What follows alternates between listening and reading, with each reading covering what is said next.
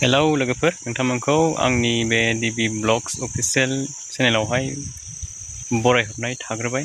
दा आङो मोनसे आपडेट्स लानानै फैदों, ओरैनो जास्ट नर्मेल जागोन आरोखि ना भिडिअ लोगोफोर। दा जोंहाथ' मिन्थिखायो बयबोआनो ससियेल मिडियायावहाय गोबां भाइरेल जागासिनो बे लं टार्म मडार्न जुग समखौ लानानैहाय।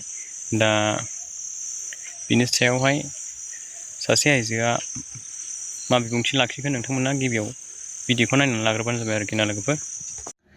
लं थं जुगा फैफिनबाय। बे मेथाइनि सायाव जोंनि बर' हारिनि आइजोफोर, बिमाफोर, सिख्लाफोर माखौ लानानै मोजां मोननानै बेबायदि दख'ना गाननानै दख'ना बोखो बोखो मोसागासिनो। एसे साननानै नाय, दिनै नोंथांमोना जे बेबायदि दख'ना गाननानै दख'नाखौ बोखो बोखो मोसाबायदों, सोरहा अपमान जादों? एसे सिन्था खालामनानै नायलाय। दिनै नोंथांमोना बे दख'नाखौ गाननानै बर' हारिनि सिनायथिखौ होनानै बर' हारिहा अपमान जायाखैनो? नोंथांमोना जि बाथ्राखौ गाज्रि होननानै मिथियो, बे बाथ्राखौ लानानै इन्टारटेन खालामनो मानो मोजां मोनो? नोंथांमोना भिडिअ बानायदों, बानाय, माना गैया। नाथाय दिनै सासे आइजो जानानै, सासे हिन्जाव माहारि जानानै जोंनि न'खरनि, जोंनि गथ'फोरनि, जोंनि समाजनि थाखाय माबा मोनसे मेसेज लानानै भिडिअ बानायनो, मेसेज लाबोनो।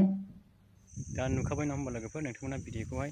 दा बिथां आइजोआहाय जोंहा मा बुंलांखो, दा बिथांनि बिबुंथिखौ नोंथांमोनाथ' खेंफोरथिखौ बिथांनि भाषण होनायखौ नोंथांमोना मिन्थिखाबाय, बिथाङा मा बोसोन होलांखो बे भिडिअनि गेजेरजों नोंथांमोना नुखाबाय नङा होमबा लोगोफोर। दा आंबो फंनैसो बाथ्रा बुंनो सानदों बे भिडिअनि गेजेरजोंहाय।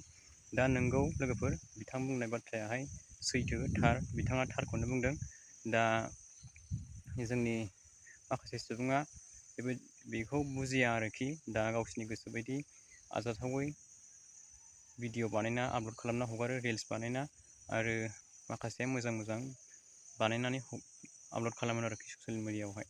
दा माथो बुंनो लोगोफोर, थेवब्लाबो बेयो जोंनि समाजनि बेरेखा जादों। मानि जोंनि बर' हारिनि सिनायथिखौ लासिं सिं मान सनमान अपमान खालामनाय जादों आरोखि ना। जोंनि बर' हारिनि बर' आइजोफोर आरो माखासे लाइमोन सेंग्राफोर, गासै हिन्जाव हौवा जायफोरा आरजाथावै रिल्स भिडिअ लं टार्म मडार्न जुग समजों बानायनानै मोसादों, बिथांमोना जोंनि बर' हारिनि सिनायथिखौ लासिं सिं खालामनाय जादों। दा बिथांमोना एसे साननो हानाय गोहो थानांगौमोन आरोखि, सानग्रोनांगौमोन सिगां। दा बिथांमोना जे बे भिडिअनि गेजेरजोंहाय नोंथांमोना मिन्थिखाबाय बिथां आइजोआहाय मा बुंदों। दा आं बेखौल' बुंनो सानो जे जोंनि बे गावनि हारिनि सिनायथिखौ गारनानै गुबुन हारिनि सिनायथि गानग्रा जोमग्राखौ गाननो हमबाय नङा होमबा लोगोफोर। गोबां सुबुङानो, जोंनि बर' हारिनि गोबां सुबुङानो दा बेखौ फोरमायदों आरोखि। दा बेखौ बोसोन होदों बे भिडिअनि गेजेरजोंहाय, बै संनि गेजेरजोंहाय। दा मालायनि हारियाव बास्लायनो नाङा, मालायनि राव हारिमुखौ लानो नाङा, धोरोमखौ सिबिनो नाङा, आरो गावनि हारिमु, हारिनि ड्रेस गाननाय जोमनायखौ गाननानै गुबुन हारिनि गाननाय जोमनायखौ गाननो नाङा, बेबायदि फोरमायनो सानदों आरोखि बै भिडिअनि गेजेरजों, संनि गेजेरजोंहाय। ओमफ्राय दा नोंथांमोना उल्था बुजिनानै दा नोंथांमोनहा बर' हारिखौसो, गावनि बर' हारिनि गानग्रा जोमग्राखौ गाननानै लासिं सिं खालामबाय आरोखि। दा मा बुंबावनो लोगोफोर, दा नोंथांमोना कमेन्ट बक्सआवहाय खिन्थाहरबानो जाबाय। दा नोंथांमोना मा सानो, नोंथांमोननि साननायखौ कमेन्ट बक्सआवहाय फोरमायहरदो आरोखि।